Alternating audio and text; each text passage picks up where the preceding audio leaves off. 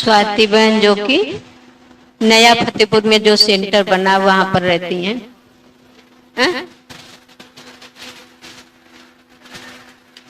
ओम शांति।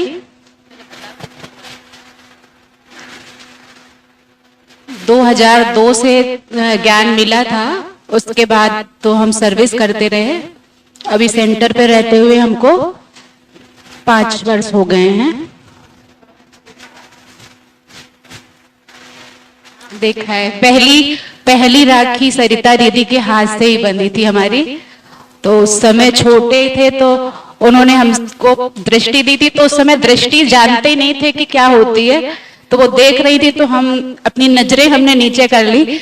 तो दीदी ने हमसे पूछा कि यहाँ रहोगी, सेंटर में रहोगी, ब्रह्मा कुमारी बनोगी? तो हमने कहा नहीं।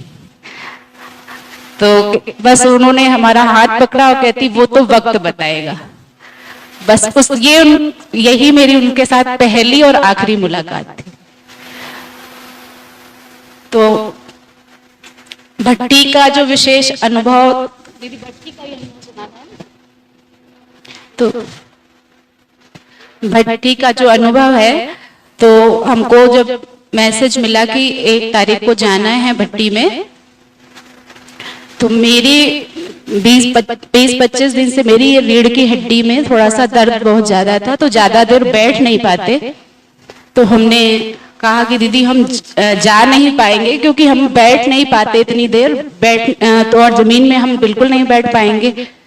तो दीदी ने कहा जितनी देर बैठ पाना उतनी देर बैठना, लेकिन भट्टी में जाना है, या तो तुम सीधे फोन करके डायरेक्ट मना करो।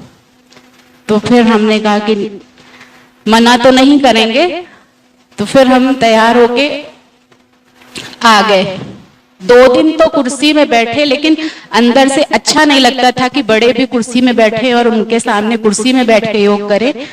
तो परसों शाम का जब योग कर रहे थे, तो हम बाबा को यही कह रहे थे कि बाबा ये दर्द हम यहीं छोड़ के जाएंगे, ये दर्द यहाँ से लेके नहीं जाएंगे। तो परसों शाम को ऐसा अनुभव हो रहा था कि जैसे जिस जगह दर्द था, बस बाबा से हम दृष्टि ले रहे थे और अनुभव कर रहे थे कि उस जगह पर बाबा की शक्ति की किरणें पड़ रही हैं जहां दर्द है। और उस दिन से धीरे धीरे ऐसा लग रहा था कि वहां अंदर से हमको महसूस हो रहा था कि जैसे कुछ अंदर सुरसुराहट सी हो रही है इस जगह पर।